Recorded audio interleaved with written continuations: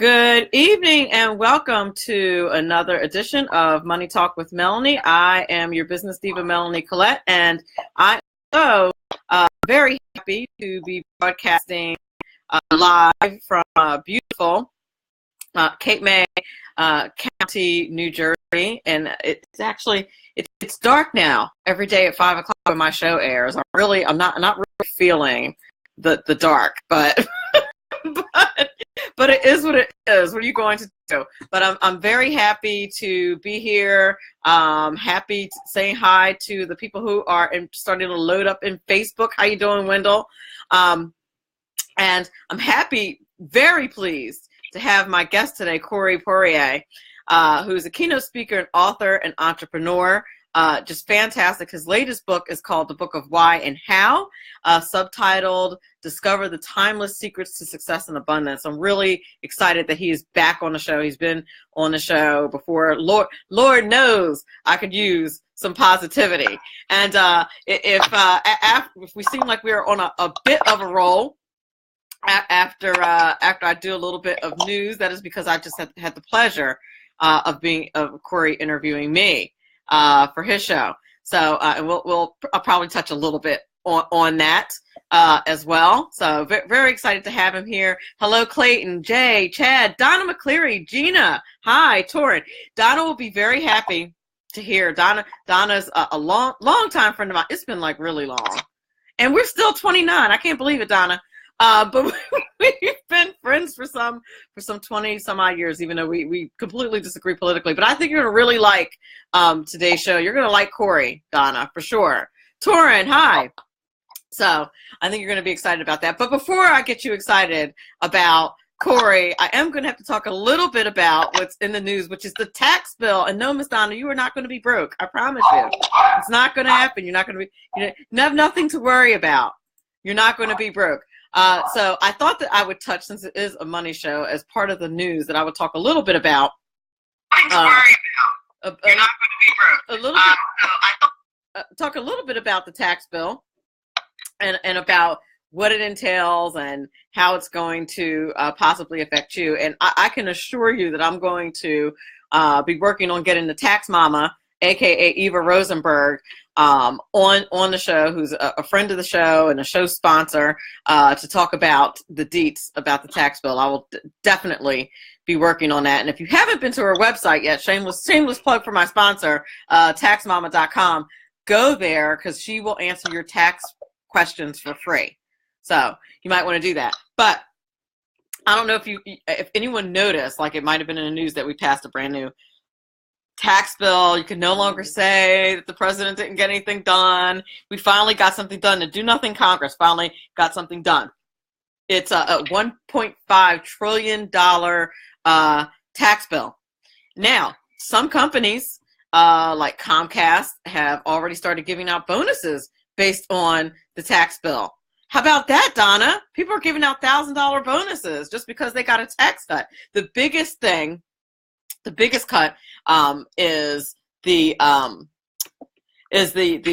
corporate tax rate was reduced from 35% to 21%, which allows a lot of them. Corey Poirier is in the chat, who's our guest today. So excited! Thank you for joining the chat, sir. Hi, Luther.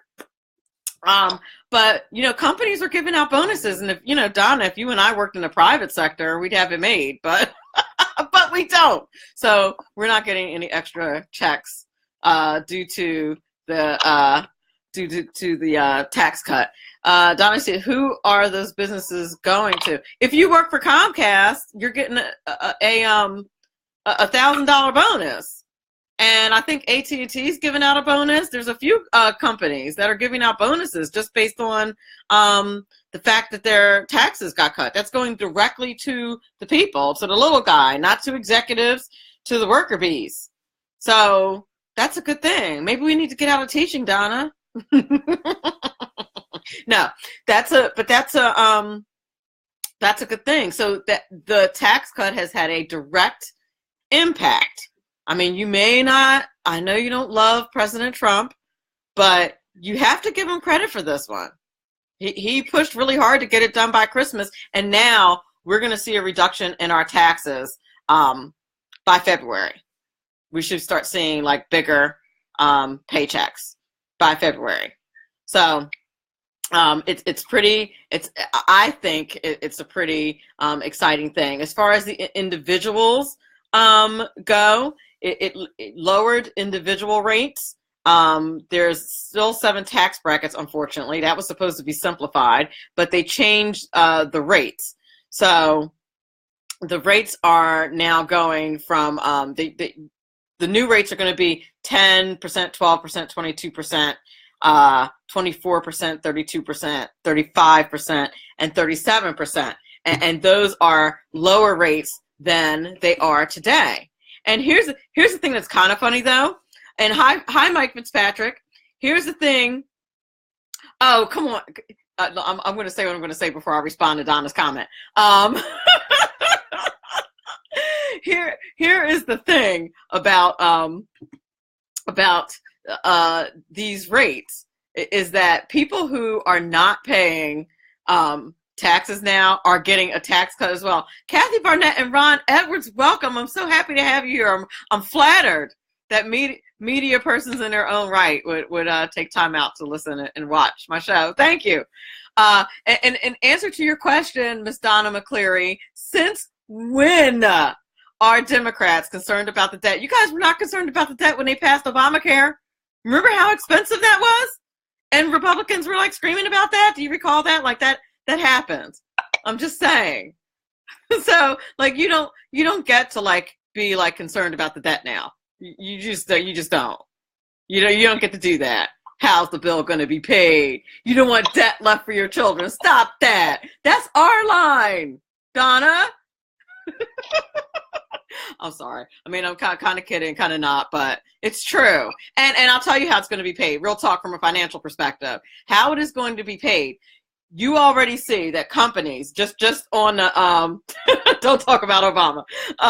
Just in the very beginning, these people getting money, what do you think they're going to do with that money? They're going to spend money. That is going to stimulate the economy. And if you check your pension funds and your 401ks, they've already been growing, okay? And more jobs are going to be added. One company, thank you, Kathy Barnett, for bringing that up as well. One company already said, I think it was AT&T, said they're going to add 200,000 jobs, okay? And that stimulates the economy. And by the way, the economy's been near 4% growth over the last year. It was at a meager 2% during your precious Obama's time. And now I'm over my break. So I'm going to take a break real quick, because y'all got me on a roll already. But I'm going to take a break real quick. And when we come back, we're going to talk to Corey Poirier. So excited to have him. Just great energy. It's going to be a fun show, which I certainly could use, and I hope you guys could use it too. You're listening to Money Talk with Melanie. I am your business diva, Melanie Collette, and we will be back in a few moments.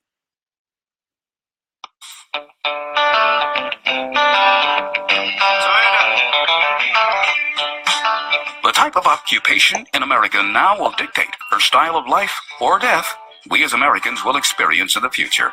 Hello, I'm Ron Edwards. On today's page from the Edwards Notebook, the recent tainted election in Alabama is a sad reflection of what has permeated the republic. First and foremost, the depth of deception is deeper than even I had imagined. Who would have thought that the voters of Alabama would choose outright socialist Doug Jones, who was in total lockstep with the vision of former President Barack Hussein Obama, over Judge Roy Moore, who with his flaws would at least be an ally of President Trump's laudable efforts to literally make America great again. They knew Moore's long history of patriotism and understanding the true liberty, recognition of our God-given rights of self-protection, lower taxes, etc. Personally, I believe that Jones got a little help from the allowing of convicts to vote and alleged tampering with electronic voting machines, but things are the way they are. The deep state and swamp dwellers are feverishly trying to stop President Trump from successfully restoring American greatness. The one and only way they will be defeated is if we the people are more fully informed and will not be fooled into voting for people like Jones, who literally would destroy your rights and your republic. I'm Ron Edwards. Sponsored by the Tri-County Liberty Coalition. I don't know if I've mentioned how much I absolutely adore the one and only Ron Edwards. think that I have mentioned it a time or two. And that is Ron Edwards, the same Ron Edwards that is in the chat, who, by the way, I had the privilege of being on his show last week, the Ron Edwards Experience, which airs I don't know, I think it's every day, Monday through Friday, at 4 p.m. Ron, if I'm wrong about that, do correct me in the chat. But I had the privilege of being on his show last week, so I was very excited. I want to welcome Doug and Kathy and JR. Hi, and Louie, how are you? Or if it's Lewis, I apologize. But I want to say hi and thank you guys for joining us in the chat. So let me introduce my guest, who is just so encouraging and positive, and I love having him on the show. And I thought that we would do something. I'm tired of talking tax reform. I don't know about you. So I thought we'd talk about something a bit more positive and talk to Corey Poirier, who is an award-winning TED Talk keynote speaker. And if you've never seen a TED Talk, do yourself a favor and go there and Google it and get yourself some TED Talks. They are just the most encouraging things. Corey's also the host of a top-rated radio show.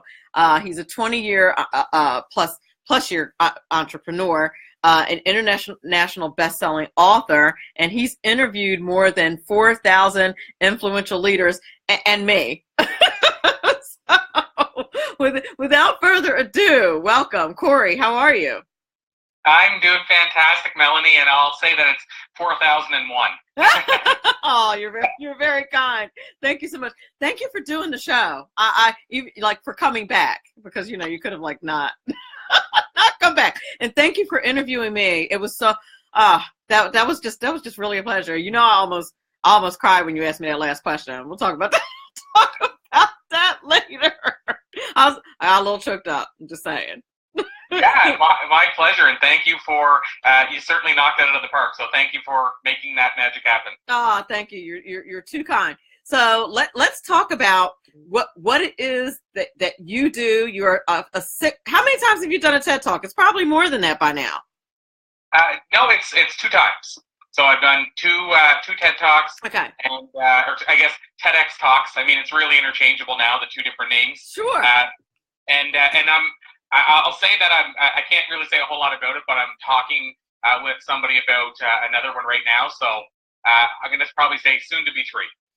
And that's the thing. If you've never, only the best of the best do TED Talks. You can't just, call them up and say, I want to do a TED Talk. No, you have to be, yeah, I'm just saying. And you do yourself a favor. And it's TED.com, if I'm not mistaken. Go there and check out TED Talks. And not for nothing, people, I get asked every now and then how I get my guests. One of the ways that I get my guests is I go look at TED Talks. And if I see someone that I like or a TED Talk that I enjoy, I will contact their media person and see if I can get them on a show. That's one of my little media secrets that I actually haven't shared with anybody. I don't know if anybody else does that, but that's one of the things that I do is find people from TED Talks. But they're wonderful, and yours are just fabulous and encouraging. Love it. So well, thank you. You're so kind. Just really, truly do. So you are a successful entrepreneur, a successful author. You've conducted 4,000 interviews of influential leaders. What is the best thing? What's the most impactful thing that you've learned from any of those leaders? Wow. So it's a different answer depending on if I'm saying what's the sort of common secret sauce that I've discovered, or if it's what's the thing that sort of shook the foundation in terms of a one-off. So I can give you both answers. Please. Well, the one-off, and this is, and it depends, obviously, as you know, Melanie, where we're at in our life at the time, Sure. How it's going to speak to us. So this is right now the one that jumped out to me as soon as you said that, and it is often a regular one that I share that really was a moment that I kind of went, wow, I have to incorporate that somehow. And it's an interview that I was doing with a leader named Robin Sharma, who wrote a book called The Monk Who Sold His Ferrari, which sold about 5 million copies, and he wrote 10 other international bestsellers.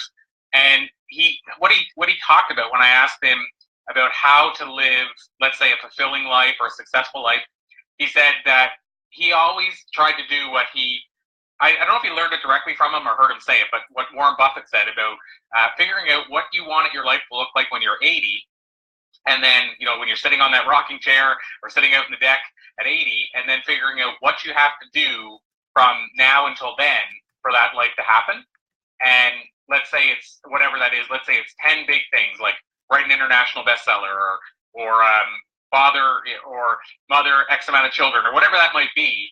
And then figure out what steps you have to take, whether it's each year or what have you, to do it. And then basically what we suggest is reverse engineer it. So figuring out what's the smaller steps you need to do for each of those milestones to happen so that when you're 80, you'll have the life that, you want to have personally and professionally.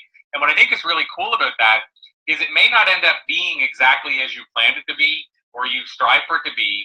But here's one thing I do know, that if you aim for as high as possible, even if you fall a bit short, it's better than if you don't aim at all. And so your life might look different at 80 than you planned by the time you get there, but by having a focus, a plan, a goal, and taking those actions, I really feel you're going to have a more fulfilled life than if you don't take those actions and you don't have that plan. So that was the one-off that really just kind of shook the foundation for me and moved the needle. If I talk about what's the sort of common traits, one that I can tell you, but I think I'll give you a second one because this one it's either an all or nothing. It's that the people that are working at the highest level and most successful are living on purpose. So they've discovered their passion and they're living based on their purpose or their passion or their calling. But again, because that one is a little tougher, anybody can do it. Anybody can uncover their passion. But some people listening may have already done that. So that's, no-brainer for them. And the people that haven't, they'll probably either stumble upon it or they need somebody to show them how, and we do that kind of stuff as well. I have exercises to help people do that. But if I go to one that's something somebody can start applying tomorrow, because I think it's always important to have the action ones. Sure. I would say another one that's sort of a common one, it would kind of be like the number 2 or 3 trait, is they understand, so these high achievers understand the importance of saying no to all the things that don't push them toward their goal, so that they can say yes to the few things that will move the needle and push them further toward their goal. You are so right. Now that resonates with me, and it probably resonates with a whole lot of people in the chat and other people who are listening in SHR Media Land and High Plains Pundit Talk Radio. That is, especially when you're a helper, right? When you're somebody who likes to help, you always want to say yes to everything, but you can't. You just can't. And I think it's one of the most difficult things. Yeah, and I have to say too, Melanie, that it's really challenging. Like I'm one of those people that, we'll call them maybe a doer or I could even say when I was growing up a yes person, because I grew up in a small community, and I was even taught by my grandfather, who was like my biggest mentor, that basically you should say yes to everything, and then you'll figure out how to do it. It's kind of like anybody that asks you to do a favor for them. We grew up in this small community, almost like a farming community, and it was just be polite and say yes to everything. But then I go and do these interviews, and I see that these highest of achievers, they're saying no more often, and they have a whole system to make sure they say no to the quote-unquote distractions that would take them away from their goals, so they can say yes again to all the things that actually are keeping them on purpose. So, yeah, so I guess I'm saying I echo what you just said, that it wasn't easy for me to make the transition, but I also knew that I had to, because the people that I were studying, that's what they were doing. And you're so right about that, because I'm a yes person. I'll admit it.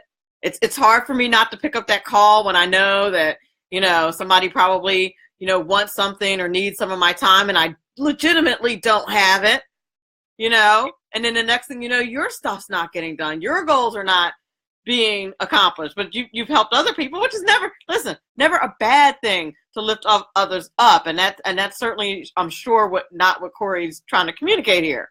But what I hear you saying is that, we really have to make sure that we stay on task and ask ourselves those questions. Now, you shared with me while we were chatting before the show, kind of like what your guidelines are. Is that something you would like to share with the audience?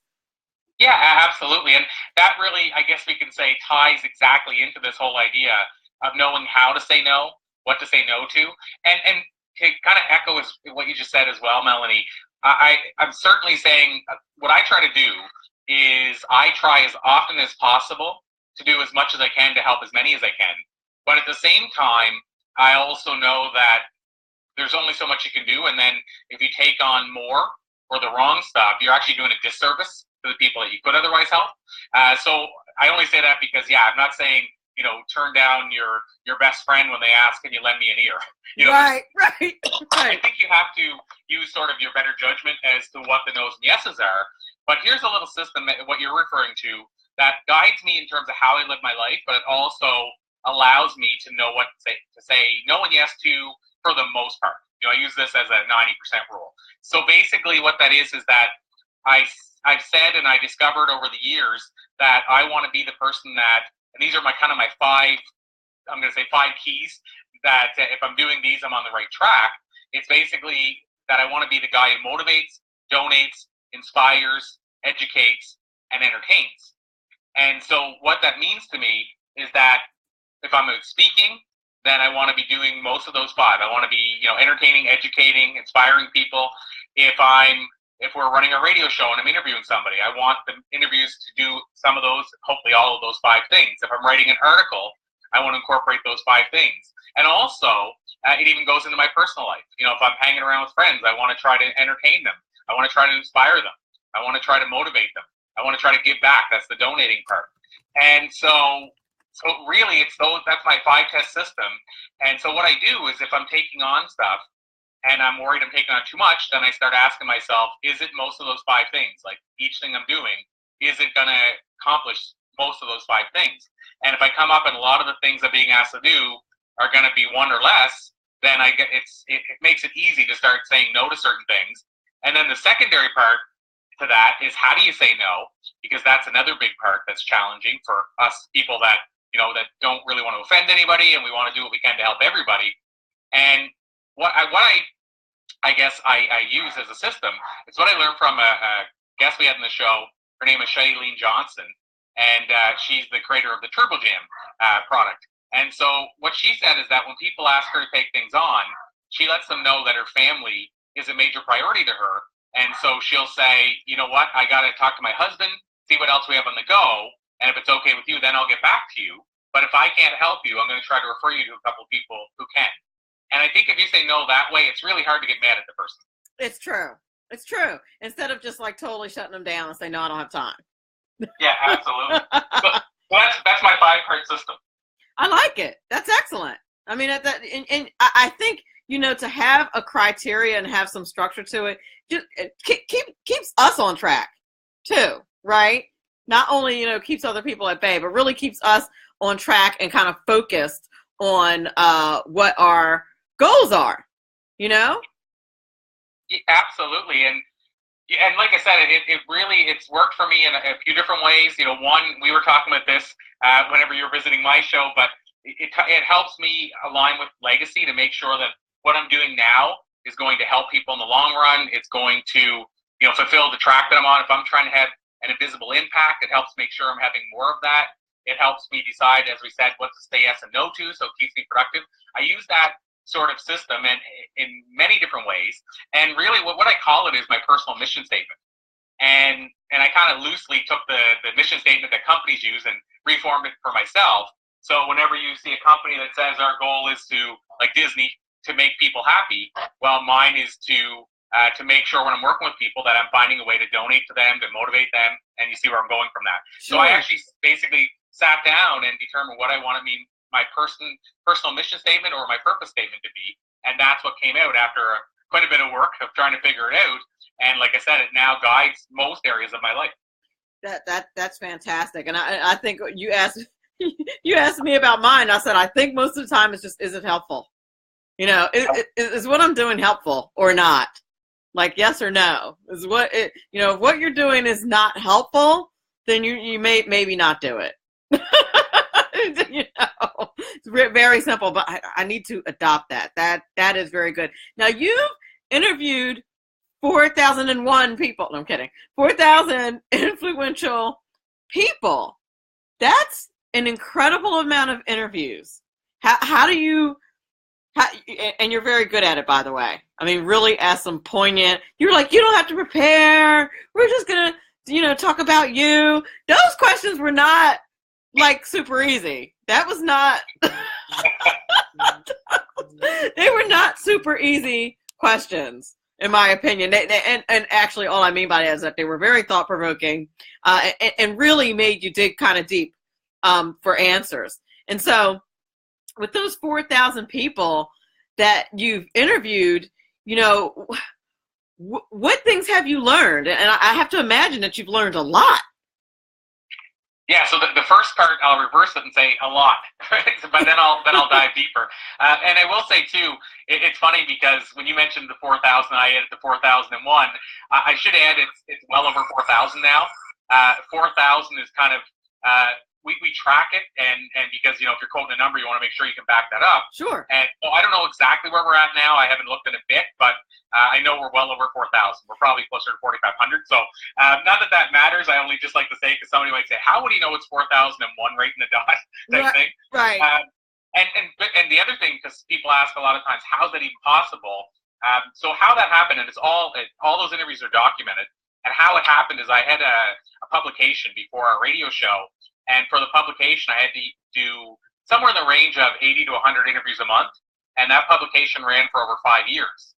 So you can start to see where the numbers add up pretty quickly in terms of those interviews. And I had a publication before that where I'd done interviews. And then now, I guess, 3 shows, 2 podcasts and a radio show over the last number of years. So anyway, just if a person's saying, how do those numbers work? And so that's where it sort of... that's why it was all possible, and how it all became possible is because of the amount of interviews I had to do every single month. So in terms of some of the things I've learned, I shared the importance of saying no. That was a huge one. The reverse engineering, sitting there at 80 and saying, like asking yourself, if I was 80, right, what would I have to do to become that person? That was another one. If I go deeper than that in terms of some of the common traits, I mentioned passion and the idea of people figuring out what their purpose is and their calling and living their life like that. The personal mission statement, I found that whether they name it that or not, most of these high achievers have their own mission statement, what they're working toward. So above and beyond that, another big one is, and I term it this way, that lifelong learners are leaders. And yes. So what do I mean by that? The people that get to and stay at the top, typically speaking, are the ones that keep efficiently, I'll add that word in, feeding their mind with the right wisdom. Yes. And that's a big distinction because, another one is that I've learned that today we're in an information-heavy, wisdom-light society. So what I mean by that is we're bombarded with information, but we have to struggle to find the wisdom. You need to say that again. Repeat that, because you glossed over it, and I need you to say that loud and succinctly, because that is a bit of truth right there, is what you just said. Say it again. Yeah, so what I've noticed, observed, and witnessed and experienced myself is that we're in an information-heavy, wisdom-light society. There it is. And if people question that, just think of your Facebook feed. You're just getting bombarded with information over and over again, but how much of it actually shakes your foundation or moves the needle or makes your life massively better? And it's the same way if you're trying to sort through information to find out, like if you type in public speaking, something I coach people on and teach people. And if you go through that and you type in public speaking, you'll be inundated with article after article after article. But the question is, how many of them are going to take you to the next level as a speaker? And so going back to that point, it both ties together, the learning side and the information-heavy, wisdom-light. Because what I've discovered is these highest achievers, they feed their mind long after most people stop feeding their mind. And at the same time, they don't just feed their mind, they know how to get to the efficient stuff each day to feed their mind, rather than getting bogged down for 4 hours and then going, what did I actually learn? Yep. So it's a two-parter. Yes, that is very true. And listen, TED Talks is one of those sources, at least in my mind, where you can just really get good, solid information and advice, and they're really quick. They're like, I don't know, 10, 15 minutes, a lot of these quick TED Talks. And, I call it being a nerd. The more diplomatic term is a lifelong learner. And you're right. There's a shortage, and there's a shortage of actual wisdom out here. And that's really, learning is great. But when you get to wisdom, that's when you've really done it. For sure. And, Melanie, I'll add for people that kind of say, is this true? Has it been always the case that lifelong learners are leaders? And the answer is yes, absolutely. Back in quote unquote the day, we had the proof. It was books they were reading. So they used to say readers are leaders. And then I switched that and said, years later, leaders are readers, because I always thought it matters what you're reading. It's not just that you're reading. I mean, you can read 50 Shades of Grey and Harry Potter, and it doesn't necessarily mean you're going to become successful in your business. No, I don't think they are the sources of wisdom. Right. So it depends what you read. But then what's really cool is now you brought it up, TED Talks. We could bring up podcasting and radio shows. And the cool part is today you don't have to be a reader anymore. There's so many learning on demand options. But saying that, if you think about it, if you want proof that this has always been the case, think about the leaders of yesterday. All the leaders of, say, the 30s and 20s, and Napoleon Hill's Think and Grow Rich talked about him studying all these leaders. And what do they all have in common? They all had personal libraries, even if they only finished grade 3. I don't think that's a coincidence that they all were readers and they all kept feeding their mind, even if they never finished high school. And they were the people that were sort of the people that sort of led the day and were the people that were the biggest influencers back then. And I don't think anything's changed in that regard. So going back to the original point, learners are leaders. Lifelong learners are the top leaders. And the lifelong learners that can get to the right sources, like choosing TED, if you watch a TED Talk every day for a year, I believe you wouldn't recognize the person that you're looking at a year later. I totally agree. And and here's the thing about the TED Talks is that there are people they are everyday, normal people who have overcome something you're going through right now. And they can tell you basically in 10 to 15 minutes how they did it. And they're just powerful. Absolutely. And there's some great ones that, and I'll say the example. One that came to my head when you were mentioning that, it's not something that everybody goes through. Well, it is, I guess, but they wouldn't try this experiment. Let's say not everybody would. But there's one, and I can't remember the name, but the gist is this gentleman decides to go for 100 days of rejection. So what he does is he basically, for 100 days, he goes and tries something that he would normally never do, knowing he might get rejected. And basically, he did this experiment for 100 days of saying yes to almost everything, but he went to the things that he would normally get rejected to do.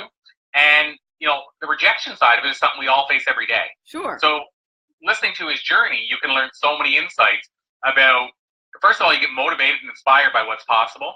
Then you get to hear him talk about stuff that he had no business doing, but he went and did it anyway. And so it goes from that to then the other day I was watching one where this guy talked about how this is something we experience every day. It's not earth-shattering, but it's really funny, is what he did was he decided to reply to the spammers, that will send you a message and say, can you help me out of this country? We want to ship you $5 million to your bank account. And so what he did was he actually started responding to them and getting into conversations with them. So like somebody would say, I'm in this certain country and I need out, and if you send me your bank account number, we'll send you $1 million from our trust fund. And they wanted him to open this bank account. And anyway, he found this ad from this bank that basically they said you get a free toaster if you sign up. Right. So he spent the whole email back and forth. He kept talking about, yes, but I want to know about my toaster first. That's great. But that's two total extremes, right? And it's something we all experience every day. It's universal. Like I said, one may not be earth-shattering, the idea of how you deal with spammers. But at the end of the day, I think it's still something we can learn something from, relate to, get a good laugh, and it takes us out of our day. Absolutely. It certainly does. And like I said, they're quick and dirty, 10 and 15 minutes out of your life. And you get so much from it, at least in my opinion. I have seen countless just encouraging and helpful and helpful TED Talks. They've been. I took a long trip one time on a bus. I was working on a campaign, and I was on the tour bus, and I literally just listened to TED Talks the whole 3-hour ride, and it was like the best. And listen, all the other kids are listening to music, and I'm listening to TED Talks, but they were great. We're gonna take a quick break, and then we'll be back in a couple minutes. When we come back, I want to talk about the book of Why and How. I'm really interested in what that's about and when the audiobook is going to be released and all that good stuff. Tell us about all that stuff when we come back on the other side of the break. All right, Corey? Sounds perfect to me. All righty. You're listening to Money Talk with Melanie. I'm the business diva, Melanie Collette. We'll be back in a few moments. My name is David Barnett, and I've been helping people buy and sell small and medium-sized businesses since 2008. So far this year, I've gone on 5 vacations. It's because I've got my own business. When you get tired of being managed by someone else and you decide that business ownership is right for you without the risk of starting your own unproven enterprise, then come over to businessbuyeradvantage.com. There are over 100 YouTube videos on buying and selling businesses that you can watch for free. That's businessbuyeradvantage.com. Who likes paying taxes? Nobody. That's why Eva Rosenberg from TaxMama.com wants you to pay less of them. Read Small Business Taxes Made Easy and learn how legally hiring your spouse and children can slash your taxes. Learn how to set up a business plan that minimizes taxes, the benefits of setting up an exit plan, how to avoid getting audited, and how to legally increase your deductible expenses with better record-keeping techniques. Don't let the IRS squeeze you out of every penny. Visit TaxMama.com. Click on Ask a Tax Question to get free answers to your tax and business questions. That's TaxMama.com. And we're back. You're listening to Money Talk with Melanie. I'm your business diva, Melanie Collette. My guest today is Corey Poirier, who's an entrepreneur, speaker, and author of the new book. I think it's relatively new. You'll tell me. You'll correct me if I'm wrong. The Book of Why and How, and the subtitle is Discover the Timeless Secrets to Success and Abundance. So in the next few minutes, you're going to tell us like all of the secrets to abundance, right? Yeah, well, it's funny because we've already been discussing some of them, actually. For example, the idea of how you feed your mind and what you feed your mind is one of those sort of timeless secrets. Yeah, that makes a lot of sense. And I really, like you were saying about us having abundant information and short on wisdom, I really don't think that people are considering the time that they're spending listening to junk and looking at junk and consuming junk for the mind. Well, and it's funny because and that was one of the challenges even whenever I started sharing the stuff that I was learning, is the question of what is a secret, right? Like the you go to the movie The Secret, the book The Secret, and the idea behind that was the law of attraction. And the truth is that wasn't the secret to a lot of the top achievers over the years. And they might not have called it the law of attraction, but they knew that their mindset was drawing things to them. They knew that a positive mindset was bringing positive things. Exactly. And even if it just means you're surrounding yourself with positive people, you're going to have more positive outcomes because you're going to be more inspired to do things in a more positive way. But I guess much the same way, it's the challenge of what do you call a secret? Because somebody could say, well, I know I should be learning. I know it's important to grow. But what you just said was the key thing, Melanie, is that just because we inherently know something doesn't mean, first of all, we're doing it in the right way, or that we know that we're let's say spending our time doing it in an ineffective way. And so, for example, we talk about how you feed your mind. Well, that is more the secret. It's what do these high achievers do? And it's, you said it, they go to the sources. So it might be a TED Talk, or they might go and they might say, okay, who are the 3 or 4 people that I admire that are doing the things I want to do, and what ways can I access their insights? Whether that's through their podcast, their LinkedIn profile, blogs they write, whatever that is. So for me, what I recommend to people, I say there's no way you can go to 500 sources every month. So I think you have to figure out who, for whatever timeline, but you need to pick 3 or 4 sources that you trust. Maybe it's somebody like a Zig Ziglar, and you go to their Facebook page every day and read one of the quotes, and that inspires you every day. Or Corey Poirier, it could be. Yeah, or it could be. Or it could be, like, it could go, like you said, to the TED site and say, it's just going to be TED Talks. Or it could be, I want to listen to audiobooks. But all I'm really getting at here is that, and here's the two-parter, is that you need to figure out what those sources are.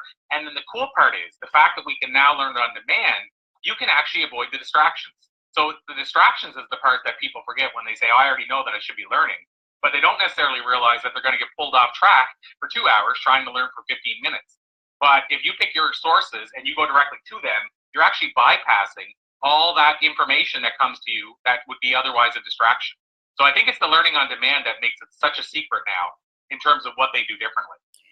Absolutely. And I don't know if you find this or what you think about this theory, because I do have this theory. I know I shared with you about the study I read about what your gut instinct is, right? How your brain takes in all this information, right? Even when you're right, even when you're not actively listening, your brain is still working. Your ears are still working. Your brain is still working. You're taking in all this information. And I was sharing with Poirier earlier that I read this article that said actually what your gut instinct is your brain just processing that information as quickly as you need it. And so information that you don't even consciously necessarily know that you have. And so I said that to say I wanted to ask you, is there another component? And let me back up. I also feel like you can be listening to a TED Talk, or like I think I told you that I listen to I try to listen to the Bible daily, a couple of books daily. Even if you're not actively listening, and I try to actively listen, but even if you're not, your brain is still absorbing that rather than absorbing whatever junk could possibly be on the TV or anywhere else. I don't know how you feel about that, or just having a positive vibe in the room. Yeah, so I mean, this is, we mentioned, I think during our previous interview, the one we just did earlier today about woo-woo. People use that term woo-woo. The woo-woo, right. Yeah, and so, I mean, I'm not, and so, first of all, full disclosure, I'm not a woo-woo person, but at the same time, I'm also a person who, I'm not absolute in the sense that I don't say, okay, I don't believe there's such a thing as a negative or a positive energy we're carrying around with us. So I guess you could say I'm a practical person. And the reason that I believe, for instance, like you just said about, do I believe in certain terms of if we have something that's positive playing, that we're taking that in versus if we had all negative playing, I agree 100%. And my backup to that, for anybody that sort of doubts that there's an energy that sort of we feel, if you will, or pick up on, think about whenever you're at a party or a house that you go to, and 10 people are in the room, and the dog is going nuts, like loves everybody, licking everybody, and then that 11th person comes in, and the dog growls and doesn't want them in the house, and every single time that person tries to come in the house, the dog's the same way to that one person. Exactly. Or you think about the person that a baby will just never let them pick them up, but they let everybody else. I'm not trying to say that means that they're a bad person. It just could be something that they have a negative energy. And so I think, though, and another example too, Melanie, is if you walk in and a couple is just having a fight, you can feel that. Yes. And if they were just making out, for lack of a better term, you can feel that too. True. Love is in the air. Yeah, and that's exactly. We believe love is in the air, but then we question whether or not we can carry negative energy around with us. So long story short is I do really believe that we're picking this stuff up. I do believe that this stuff is around us in our environment. And so I feel personally that you need to try to, first of all, build up. I don't think it's you're depositing. So I believe you're depositing whatever you want to call it, inspiration or positive energy. And what I think is people say, how come you never seem to be unhappy? And I think it's because I built up like a month of excess positive energy. And then so when something negative happens, it's only beating me up for that day rather than the 30 days I had built up.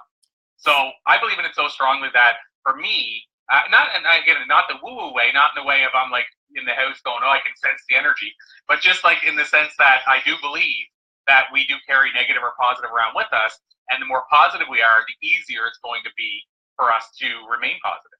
Exactly, and to just surround yourself with that. For me, I feel it's the Bible. I try not to go a day without having absorbed some of that, because I need it. to carry on. And I was sharing with Corey, I said, sometimes, the Bible's not all that positive, depending on what it is that you're reading. Like, you might be reading a couple books that's like, they're warring, or the Israelites are being reproved for whatever crazy thing they did at the time. And I do have to go switch to like a motivational speaker to be a little more up. But you do need that positivity, and your brain is incredible and is always absorbing those things. And I just do think that's really helpful. So, and Melanie, if you're okay with it, I'll give a practical strategy. Sure. People can actually use, like literally starting 5 minutes after they're done listening to this interview. And it's an exercise that we have in the book, that we've been talking about. And so the exercise is fairly simple. The book, we actually have like little worksheets and stuff you can use. But the truth is, when I first discovered it and did it, it wasn't something I heard from somebody else. It's just something I was wondering. So here's the quick backstory: is I was dealing with anxiety and I was dealing with some negativity, and I was able to, by finding my passion, a lot of that sort of disappeared. But then it was coming back a few years later, and so I said I got to figure out what's different. And so the big thing is I had moved across the country, and so my friends were different, my circle's different. So I said, well, what I want to do is I want to figure out, am I surrounding myself with mostly positive or negative people? And so I would have guessed that it was probably like 16 positive, 2 negative, just on a whim. And so what I did, though, is I just basically took out a piece of paper and I said, I came from a sales background, so I was used to like pros and cons, like what's the reasons the customer should buy, why shouldn't they? Right. And so I used the same sort of system. They used to call it the Benjamin Franklin close in sales. I never believed in these old sales strategies, but I took certain things from them. And so I took a piece of paper out and did the same sort of thing, like a pro and cons list. But instead of pro and con, I said, I put the people that I spent the most time with on a list, let's say 18 people. And then I put a plus besides the ones that I truly felt were bringing positive energy or good vibes or positivity to my life. And then the ones that were bringing toxic energy or negativity or, the rumor mill people, gossip, all that kind of stuff. And I put in like a negative. And I wasn't saying the person's negative or the other person's positive. Of it was course. Just logically to say which ones are sort of surrounding me, which ones are bringing the positivity and which ones aren't. And so what I did, once I had the list, then I put the positives on one side, the negatives on the other. Because it was only 18 people, it wasn't that I didn't really have to do it that way. Right. If you had 100 people, you would. If you have 2, you don't. But what I wanted to see was how balanced. And what ended up coming out was it was like 15 negative and 3 positive. Wow. And I felt been the exact opposite. Wow. And you know what's really incredible about that is that, you hear these self-help people and, inspirational people always say, you need to write it down. You need to write it down. And you're in your mind, you're going, I don't need to write it down. I know what it is. But truth be told, you need to write it. This is why you need to write it down. You need to write it so you can look at it. Well, and the harder part too is that's really the exercise right there, is just to do that. And then you can figure out who you're spending your most time with. But of course, there's a step 2, which is shorter than what I explained as the first step, which is that now you have to decide. So, the step it takes longer to do it, but in terms of me explaining it, it's very simple. Now you have to decide, out of those people, if you're surrounding yourself with mostly negative people, then you're probably figuring out why every day it's hard for you to be positive. So now you have to decide, who am I willing to spend less time with? Who do I have to maybe, and this is hard to say, but who do I have to remove from my life? And then if I have a lot of negative and not many positive, what can I do to bring more positive people into my life? Absolutely. And I would think also maybe part of that is kind of like examining, like, now I'm going to be more aware when new people come in, right? Like developing that awareness and that caution, maybe even call it wisdom to be more on top of my game before I let it kind of get to that point, I would think. Yeah, you're 100% right. You become more aware automatically once you go through that exercise, because now you start going, oh my God, I can't believe, if you are in that case, I can't believe, whichever way, you might say, oh, I have way more positive than I thought, or vice versa. And by the way, a part 2 to that, like a totally separate exercise that a person can then do, and this one might be easier than deciding on people to remove or reduce in their life, is then you got to ask yourself, okay, what about the other activities? Because it's not just the people, right? So do I read the front of the newspaper and get excited to read the negative news? Do I scope through all my Facebook trending things to see the negative news? Do I go all the time do I go there all the time with people when they start gossiping? And the flip side is, what are the positive things I do? So do I go to, do I attend seminars? Do I read positive books? Or do I read negative books? And so the second part is, of course, what are you feeding yourself? Yep. It's so very true. So important. That's why you asked me that question about what my daily routine was, and I said I end every day in cartoons. I love that. I said it then, and I'll say it now. That is part of the reason, is because I watch a lot of news and stuff because I'm involved in politics, and at the end of the day, I want to zone out and watch something positive and funny and laugh before I go to sleep. For sure.